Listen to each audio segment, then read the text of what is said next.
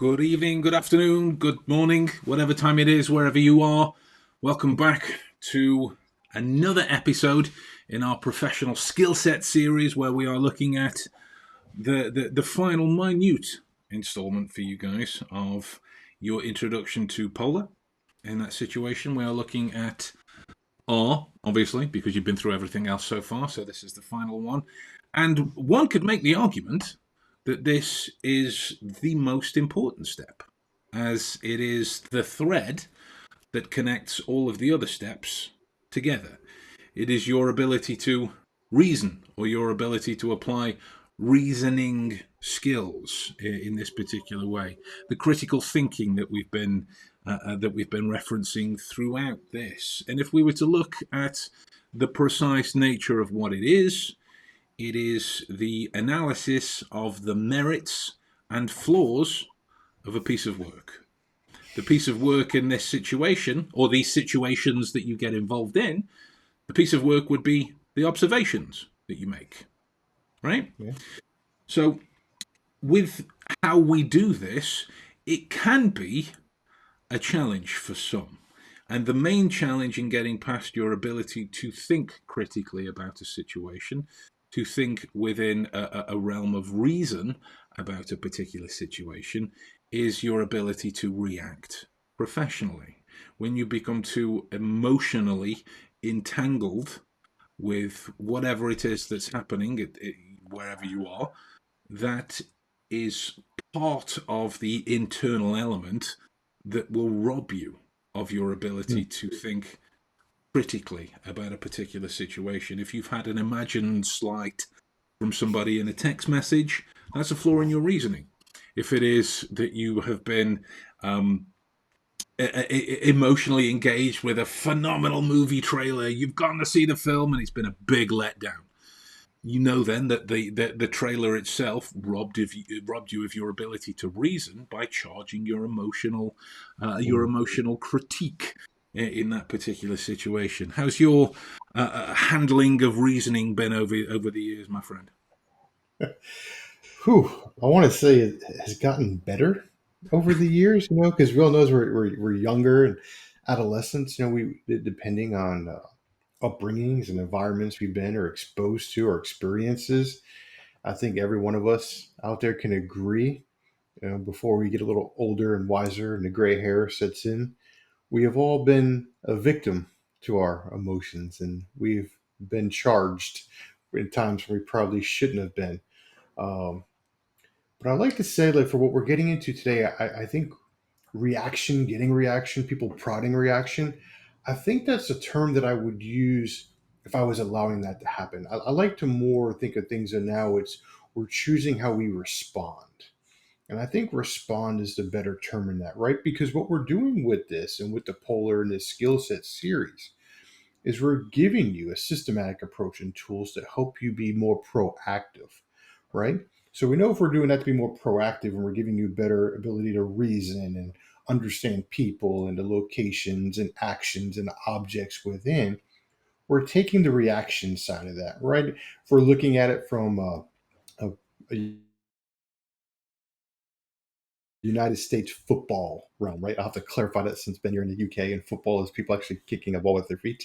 We ruin everything here in America.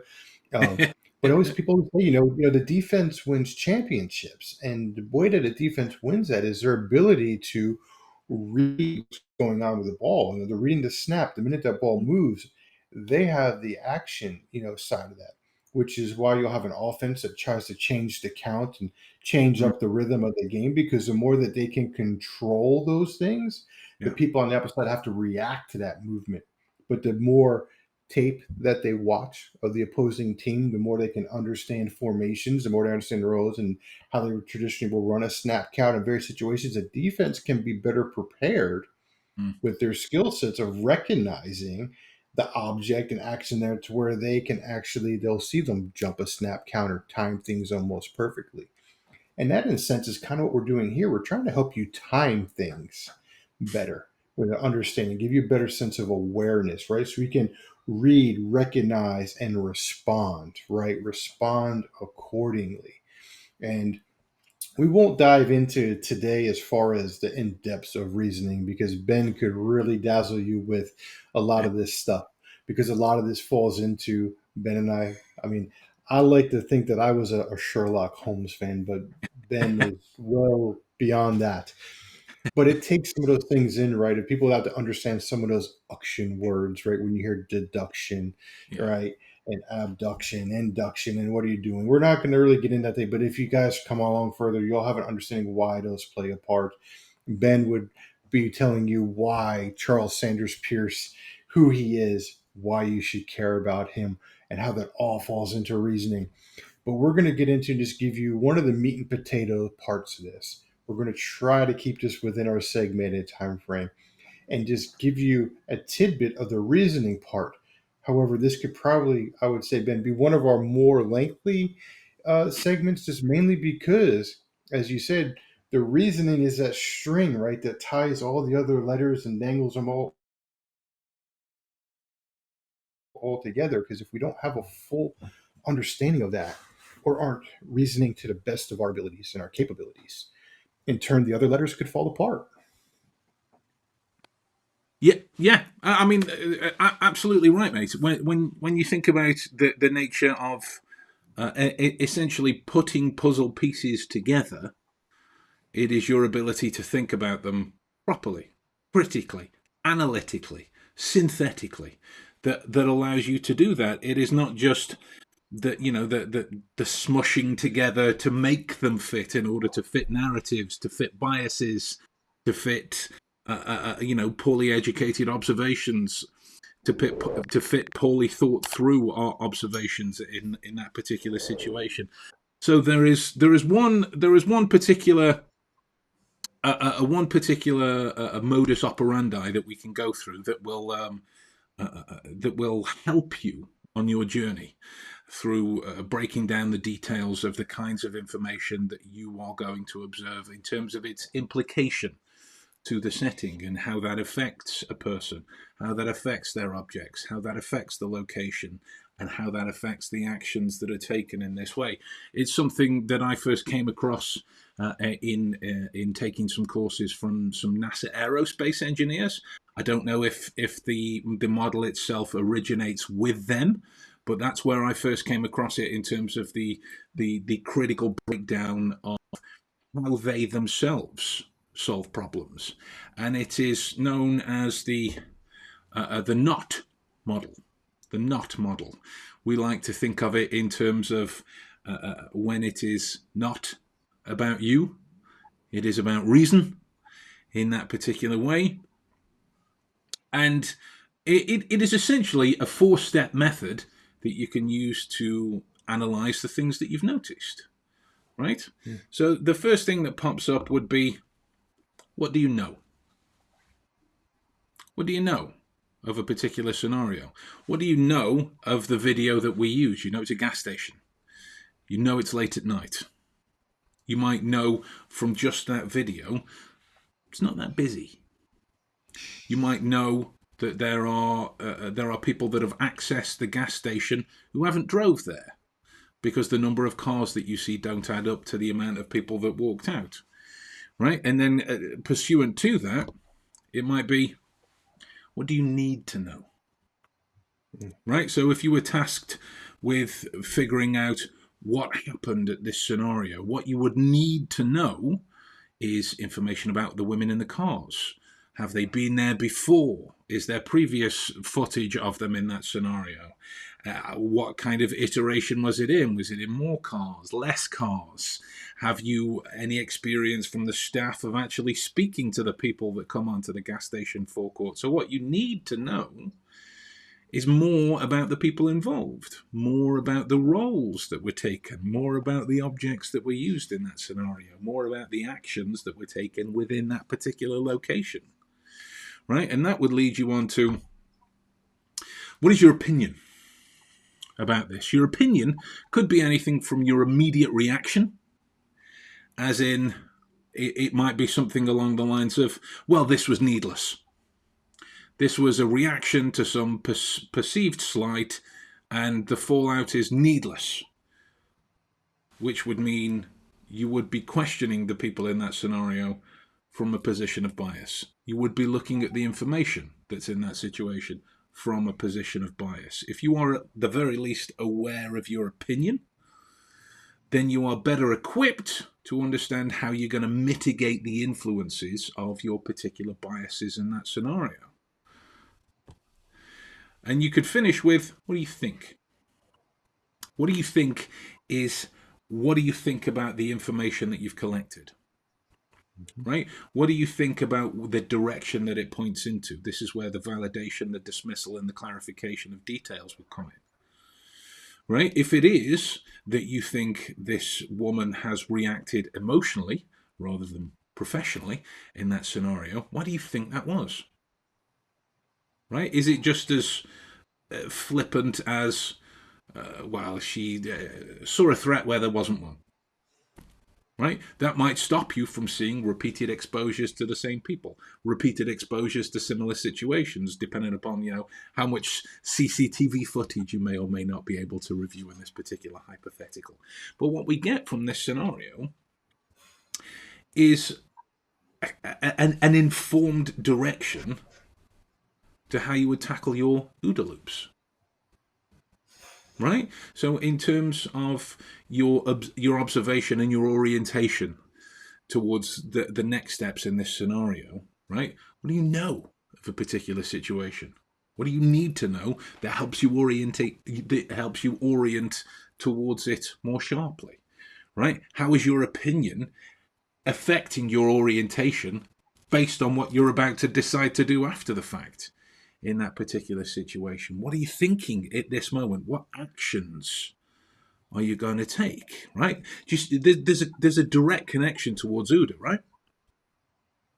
Oh yeah, I mean between your reasoning aspects and throughout the whole previous episodes that we've gone through, right? The people, the objects, the locations, those are all going to be part of the OODA, right? What are we orienting to? What have we observed? What decisions are we going to have to make? And in turn, those decisions, what was our actions?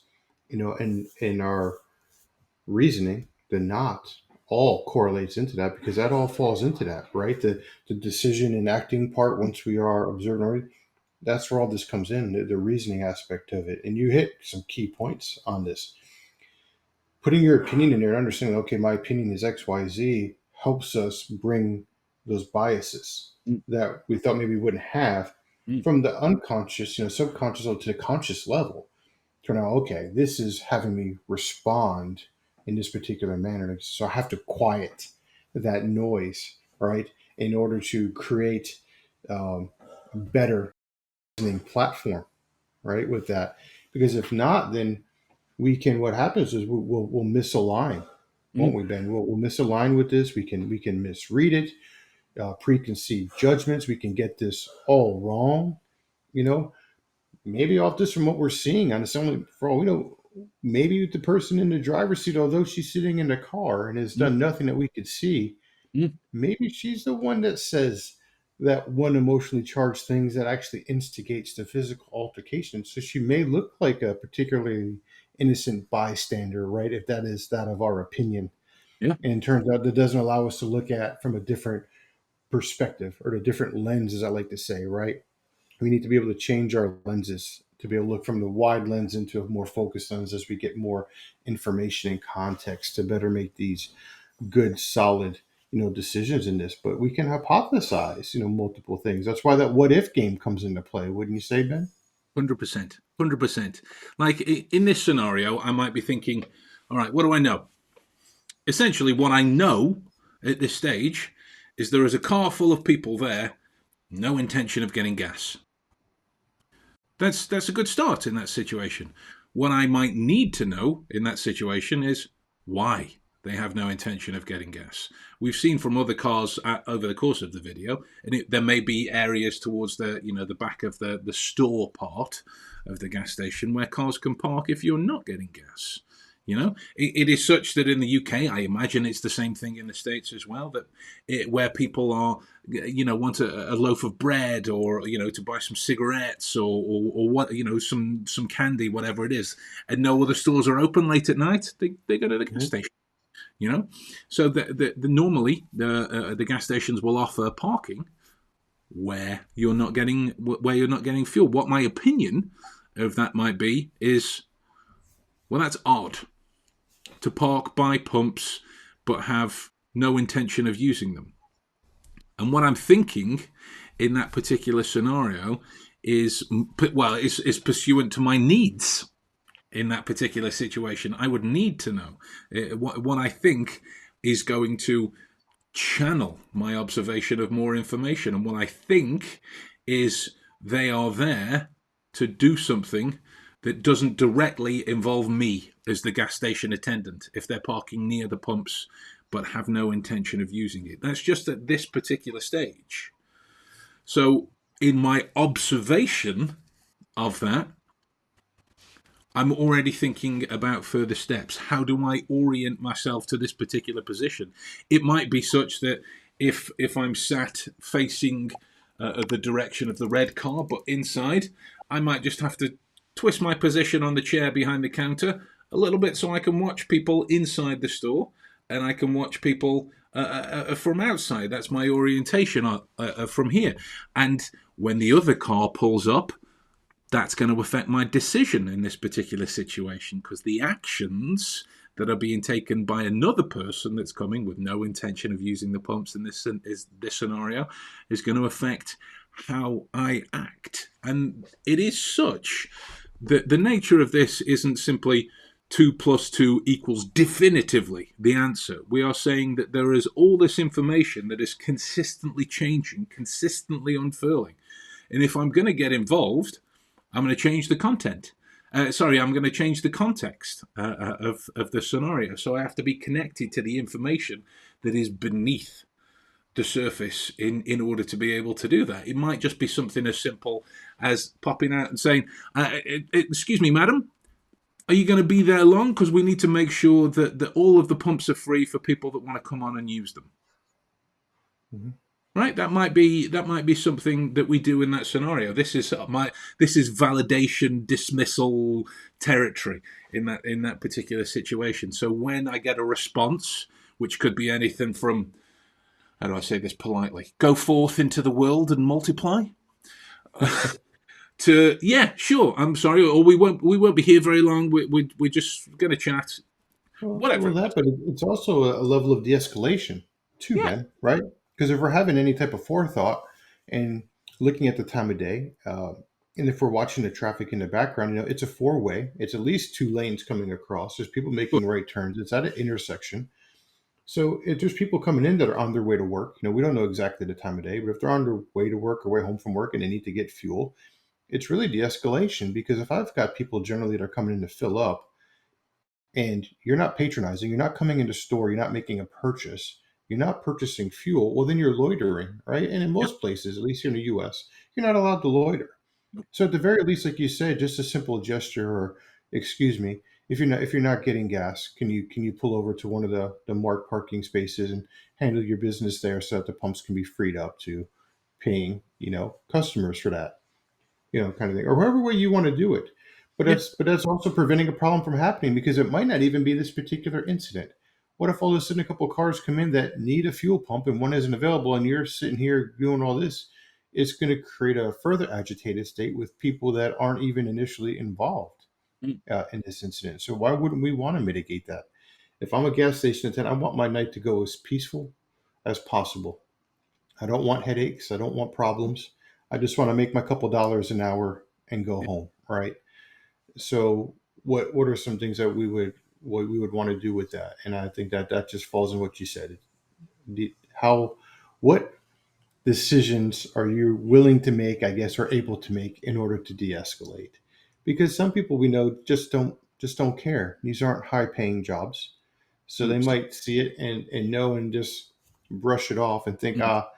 because you might have, Ben, as we talked about, right? The whole complacency factor.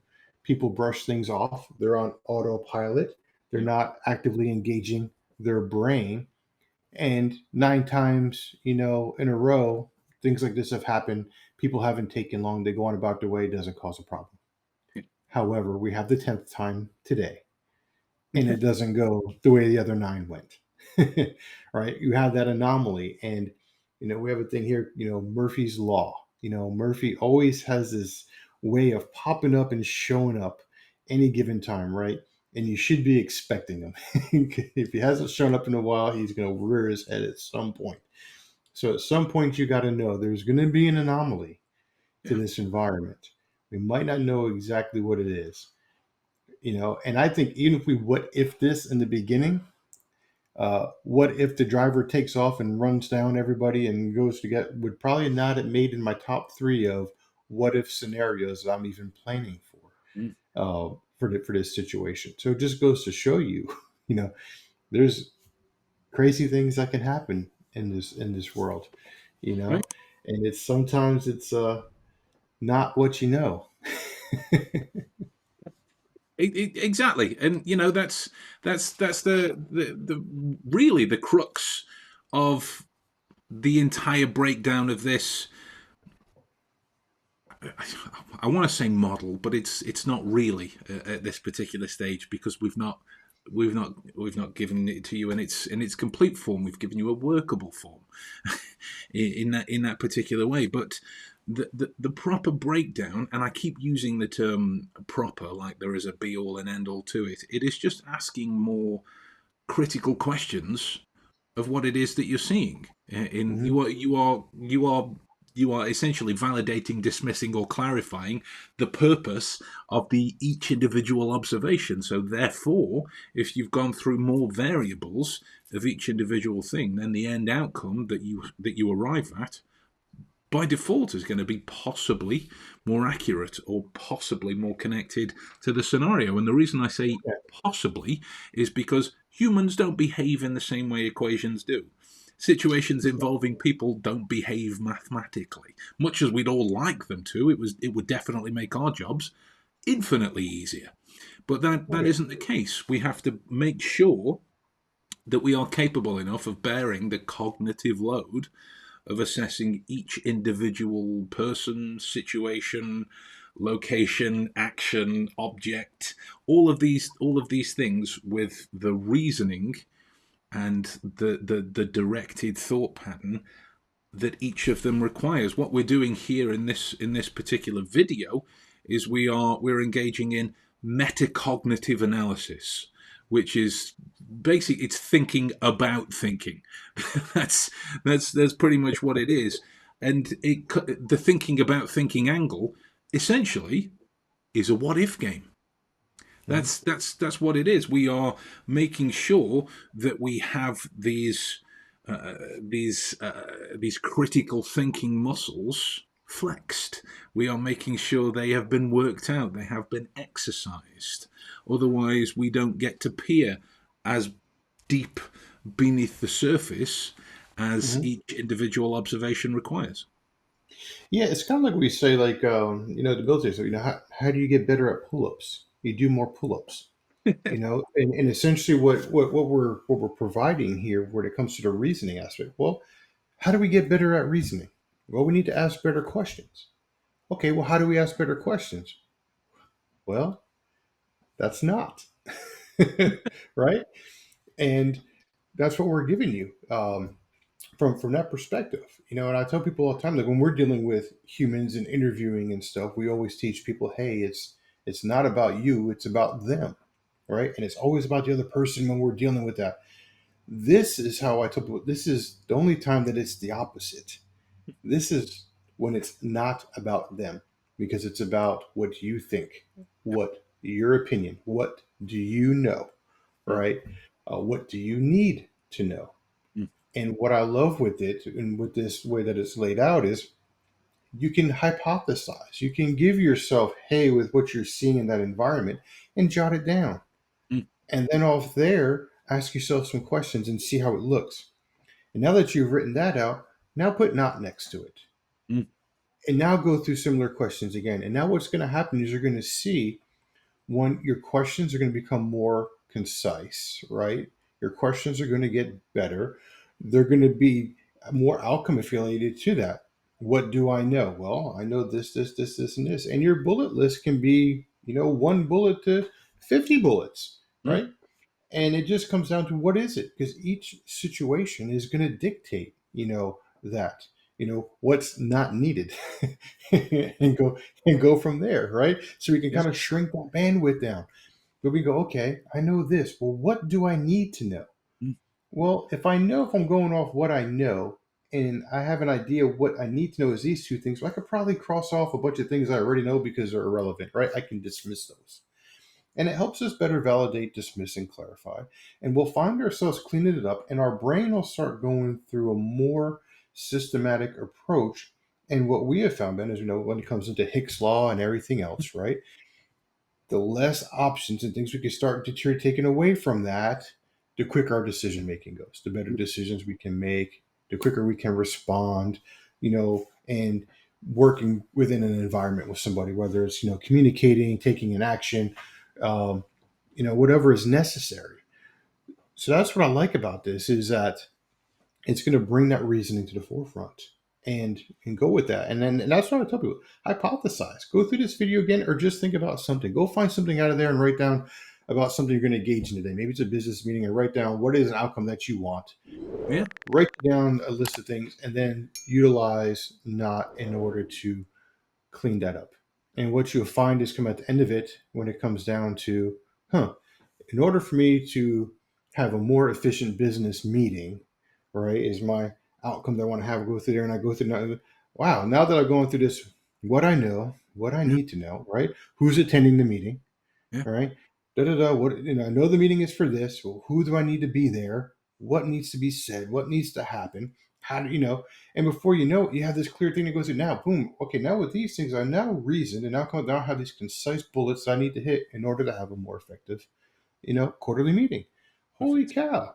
And I reason that better. And I've taken my bias out of it because I get to my opinion and get to those aspects and go, oh, okay. Yeah. That's how I'm feeling about this meeting because that's how I feel about a lot of these meetings because a lot of them are a waste of time. They could be an email, right, or a notification. They don't need to be a 3 hour, half day long meeting. But I got to take that out. Okay, that's how I'm gonna. Okay, so now I can mitigate, level that out, and now I can be the better version of myself, the best version of myself, and hit that outcome based off of using not. And within that, put the other letters of polar in there, and we get to the rest of the reasoning because not is just a small part of the reasoning aspect. This just helps you kind of clean it up because if you're anything like me, it's like a mad scientist whiteboard in my brain sometimes. And sometimes having a good little systematic approach helps me kind of Yeah. move things in neat little columns rather than just have all these zigzags and things everywhere. And it's like, okay, I can go here and I can hit check mark, boom, boom, boom, boom. Okay, I got what I need. Now let's go be the best version of ourselves. We can be effective, we can be efficient, we can be authentic, and we're present. We're not rattling our brain thinking we forgot anything. We can have everything, all our ducks in a row, so to speak. That's exactly right. Exactly right. So there we are, guys. Right. That is a completion of a tool that you can use. Please use it. Right, because Yes. at the end of the day, it will be a two-way street of experience. The way you use it will help us use it better. The way we use it will help you use it better.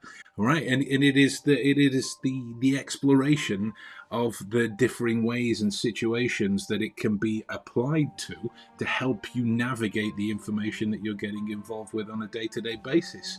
So, guys, with that in mind, if you haven't already, what are you doing? Subscribe to the channel, and so you can make sure that you're staying in tune with all of this information as it comes out week by week, day by day, month by month, and you'll be able to level up everything that it is that you're doing on an observational basis. And we'll see you next time. Love you and leave you. Take care. Bye bye.